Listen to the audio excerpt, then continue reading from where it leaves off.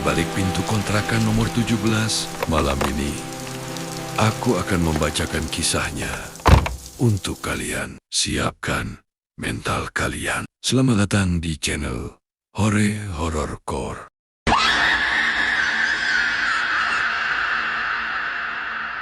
Rangga tiba di kontrakan nomor 17 pada senja yang membusuk, di mana langit Jakarta terselimut asap pekat dan janji-janji murahan. Ia adalah seorang sarjana muda yang terdesak oleh lilitan utang dan kebutuhannya akan tempat tinggal murah di tengah kota yang tak kenal ampun. Kebutaan finansialnya ternyata jauh lebih mematikan daripada kewarasan yang ia korbankan. Bangunan kolonial tua itu berdiri menyendiri, dikelilingi pagar besi berkarat yang seolah enggan menahan kehancuran, dan setiap ubin terasnya yang retak mengeluarkan aroma jamur dan sejarah yang belum tuntas. Sebuah percampuran bau petrikor yang terlalu dingin dan bau kemenyan basi yang diabaikan. Para tetangga yang sinis dan bermata sayu sempat memberinya peringatan. Terselubung kata-kata tentang penghuni lama yang tidak pernah mau pindah, tentang malam-malam tanpa bulan di mana suara tangisan halus menembus dinding tebal yang berlumut, dan tentang sebuah sumur tua di halaman belakang yang selalu tertutup rapat, konon karena ia adalah portal menuju duka yang tak terobati. Rangga, dengan angkuh khas anak muda yang percaya pada logika dan menolak takhayul, hanya tertawa kecil, menganggap semua itu sebagai bumbu penyedap daerah kumuh. Ia tidak menyadari bahwa ia baru saja menandatangani kontrak sewa, bukan hanya dengan sang pemilik rumah, melainkan juga dengan entitas yang telah lama menuntut hak kepemilikan atas setiap hembusan napas yang berani memasuki ambang pintu tersebut, sebuah entitas yang jauh lebih tua daripada tawa sinisnya itu. Malam pertama adalah penanda yang subliminal, dimulai dengan keheningan yang terlalu berat, suatu keheningan tanpa serangga malam atau gemerisik angin, seolah suara telah disedot keluar dari ruang hampa yang tercipta di dalam 4 dinding tebal itu. Rangga mulai merasakan sensasi aneh yang tak bisa dijelaskan oleh ilmu fisika. Rasa dingin yang menusuk tulang, bukan dingin AC atau kipas angin, melainkan dingin yang lembab dan dalam, dinginnya kuburan yang tak pernah tersentuh sinar matahari, yang berpusat di lorong menuju kamar tidur utama.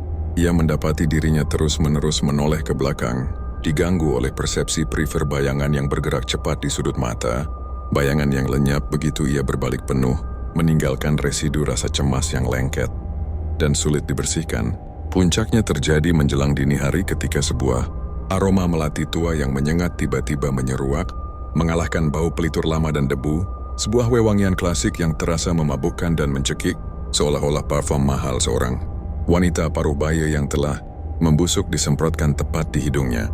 Dan bersamaan dengan aroma itu, terdengar bunyi gesekan pelan, persis seperti bunyi kain sutra tebal yang diseret di atas lantai kayu yang licin, bunyi yang berasal dari loteng di atas kepalanya.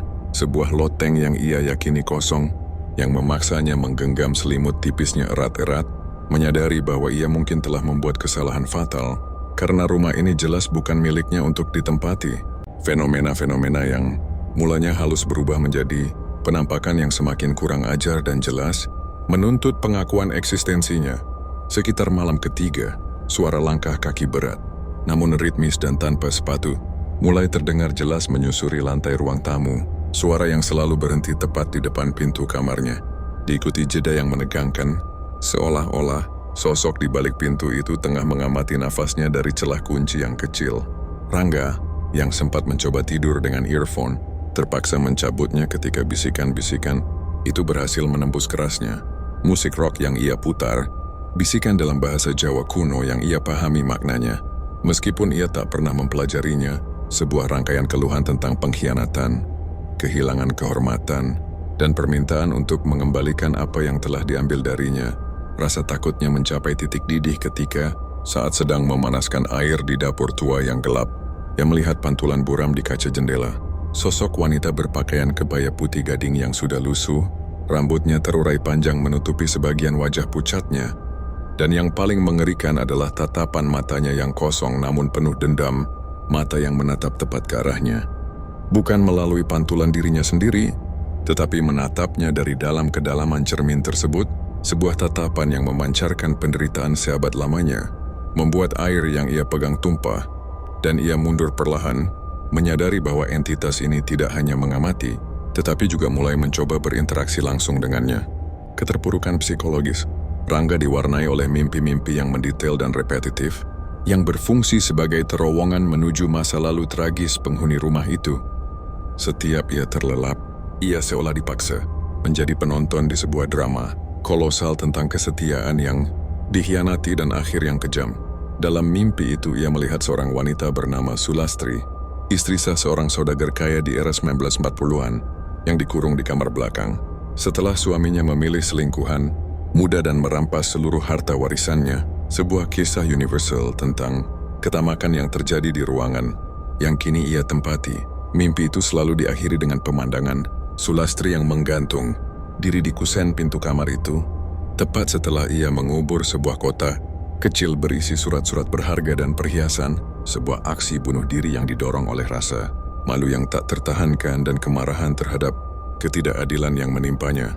Yang paling mengganggu adalah ketika di tengah mimpi, Sulastri berbalik dan menunjuk Rangga. Suaranya berubah menjadi serak dan dingin, menuduhnya sebagai perpanjangan tangan dari ketidakadilan yang telah menghukumnya. Sosok Rangga sebagai penyewa baru adalah simbol dari kelanjutan hidup tanpa penyelesaian yang ia derita, terbangun dengan keringat dingin dan bau tanah basah yang entah dari mana asalnya. Rangga tahu bahwa ia tidak hanya tinggal di rumah yang berhantu, tetapi di rumah yang menuntut balasan atas luka lama yang tak pernah diobati. Didorong oleh kombinasi rasa penasaran dan naluri bertahan hidup, Rangga mulai melakukan investigasi amatir terhadap sejarah kelam kontrakan nomor 17, menghabiskan waktu siangnya di perpustakaan kota dan menghubungi beberapa sejarawan lokal yang masih mengingat detail-detail samar tentang era tersebut. Ia berhasil mengkonfirmasi kisah Nyonya Sulastri. Surat kabar lama mengarsipkan skandal perselingkuhan yang berakhir dengan kematian tragis, namun selalu ada detail yang hilang. Sebuah celah yang membuat kisah itu terasa tidak lengkap, seolah-olah ada bagian penting yang sengaja dibuang dari catatan publik. Seorang sejarawan tua yang berbicara dengan ragu-ragu di bawah janji kerahasiaan menyebutkan bahwa Sulastri dikenal sebagai sosok yang sangat menjaga kehormatan keluarganya, dan bunuh diri adalah hal yang bertentangan dengan prinsipnya, mengisyaratkan bahwa kemungkinan besar kematiannya bukanlah murni bunuh diri, melainkan pembunuhan yang disamarkan, mungkin dilakukan oleh suaminya untuk mengklaim aset terakhirnya. Penemuan ini membalikkan seluruh pemahaman Rangga. Nyonya Sulastri bukanlah hantu yang putus asa karena nasib buruk, melainkan roh yang terperangkap dalam kemarahan karena ketidakadilan yang keji, dan ia menyadari bahwa hantu itu tidak hanya mencari kedamaian, tetapi mencari keadilan, dan bahwa rumah itu, dengan segala kelembapannya yang mencekik, adalah sebuah peti mati tempat kebenaran dikuburkan hidup-hidup. Tekanan atmosfer di rumah kontrakan itu meningkat secara drastis setelah Rangga mengetahui detail-detail tentang dugaan pembunuhan tersebut. Ia mulai merasakan hawa permusuhan yang nyata, bukan lagi sekadar rasa takut, melainkan kebencian yang mendalam yang dipancarkan oleh dinding-dinding itu, seolah bangunan itu sendiri telah jenuh dengan penderitaan. Di malam ke-10 didorong oleh sebuah dorongan naluriah yang terasa seperti bisikan Sulastri di telinganya. Rangga menuju kamar belakang yang dalam.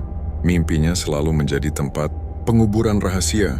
Dengan menggunakan alat-alat sederhana, ia mulai membongkar lapisan demi lapisan lantai, kayu yang melapuk di sudut ruangan yang tertutup lemari usang, dan setelah berjam-jam bekerja dalam kegelapan yang diterangi oleh lampu senter redup, ia menemukan apa yang dicari. Di bawah kayu lapuk, terbungkus kain beludru hitam yang kini sudah hancur, terdapat sebuah kotak timah kecil yang berkarat, dan saat ia meraihnya, ruangan itu dipenuhi oleh angin kencang yang tiba-tiba, meskipun semua jendela tertutup rapat.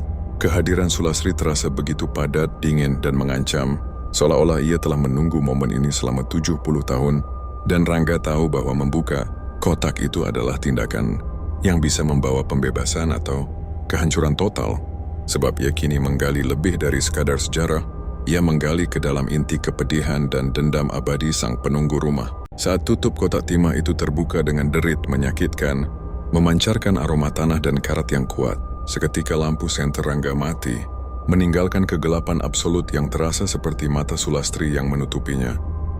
Di dalam kotak itu, ia menemukan perhiasan kuno yang sudah kusam kalung emas dengan liontin permata safir yang unik, dan yang paling penting, beberapa lembar surat perjanjian nikah dan surat wasiat yang dibubuhi tanda tangan bukan dari Sulastri, melainkan dari suaminya, yang secara terang-terangan mengakui perencanaan pembunuhan Sulastri agar ia dapat menikah lagi tanpa kehilangan aset yang telah ia janjikan kepada Sulastri.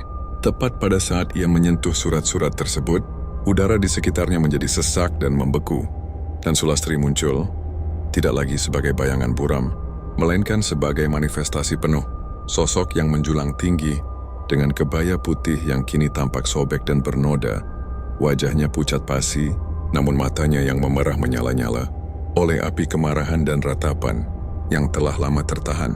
Suara tangisan Sulastri tidak lagi halus. Itu adalah lolongan yang memekakkan telinga, sebuah suara yang terdengar seperti pecahan kaca yang menyeret di atas batu, menuntut Rangga untuk mempublikasikan bukti tersebut, menuntut agar kehormatannya dipulihkan, agar keadilan yang terpendam selama puluhan tahun itu meledak. Rangga menyadari bahwa nyawanya kini dipertaruhkan. Ia tidak bisa lari dari entitas yang menginginkan bukan darahnya, melainkan usahanya, sebuah permintaan yang jauh lebih berat daripada sekadar ketakutan fisik, sebuah permintaan untuk memperbaiki kesalahan yang dilakukan oleh orang lain, sebuah beban moral yang harus ia pikul di malam yang paling gelap. Ketakutan Rangga berubah menjadi empati yang menusuk ketika ia menatap langsung ke mata Sulastri. Ia melihat bukan monster, melainkan seorang wanita yang jiwanya terkoyak oleh pengkhianatan dan keadilan yang tertunda. Sebuah jiwa yang terikat pada material duniawi hanya karena ia belum bisa beristirahat dalam damai. Dalam momen hening yang singkat namun abadi, Rangga meskipun tubuhnya gemetar, menyadari bahwa ia harus bertindak sebagai jembatan, sebagai penyambung lidah bagi kebenaran yang terkubur. Ia mengucapkan janji, suaranya parau namun penuh ketulusan, berjanji bahwa ia akan memastikan bukti-bukti ini sampai ke tangan yang berhak, bahwa ia akan mengembalikan kehormatan Sulastri, memastikan bahwa kejahatan suaminya tidak akan pernah luput dari hukuman sejarah, bahkan jika sang pelaku sudah lama tiada. Seolah-olah janji itu adalah ritual pembebasan yang dinanti-nantikan, aura dingin yang mencekik itu perlahan mereda. Manifestasi Sulastri mulai memudar.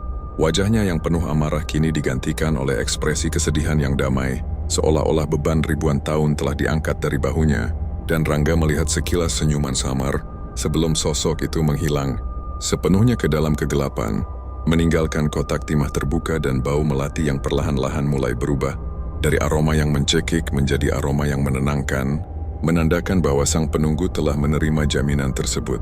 Setelah malam konfrontasi yang menguras jiwa itu, rumah kontrakan nomor 7 Belas mengalami perubahan yang mencolok dan menenangkan. Seolah-olah ia telah dibersihkan dari lapisan debu spiritual yang tebal. Keheningan yang tersisa bukanlah keheningan yang dingin dan mengancam seperti sebelumnya, melainkan keheningan yang damai, di mana cahaya matahari pagi bisa menembus jendela dengan bebas, tanpa terhalang. Bayangan yang menari-nari penuh dendam.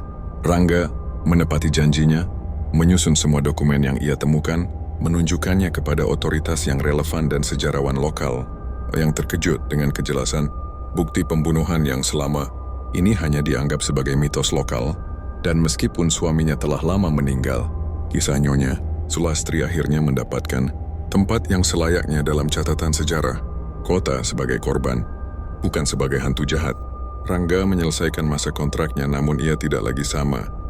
Ia kini membawa bekas luka psikologis dari kedekatannya dengan kematian dan ketidakadilan, sebuah pengalaman yang membuatnya jauh lebih sensitif terhadap penderitaan manusia yang tersembunyi, dan ia mengakhiri sewaannya bukan dengan rasa lega karena melarikan diri, melainkan dengan rasa hormat yang mendalam terhadap entitas yang telah mengajarinya bahwa kebenaran selalu menemukan jalannya untuk diungkapkan, terlepas dari berapa lama ia dikuburkan di bawah lapisan debu dan kebohongan.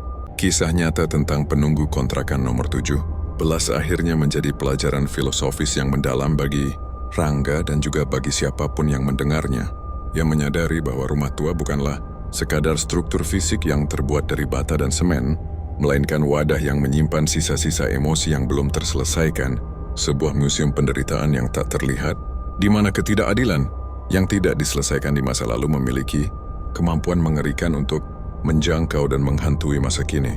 Pelajaran hidup yang paling berharga yang ia dapatkan adalah mengenai pentingnya penyelesaian, bahwa jiwa tidak akan pernah beristirahat dengan tenang jika kehormatan mereka direnggut dan kebenaran mereka dibungkam, dan bahwa kadang-kadang tugas terbesar seorang manusia hidup bukanlah untuk melawan hantu, melainkan untuk membantu mereka menemukan akhir yang adil, bertindak sebagai mediator antara dunia yang fana dan dunia yang abadi.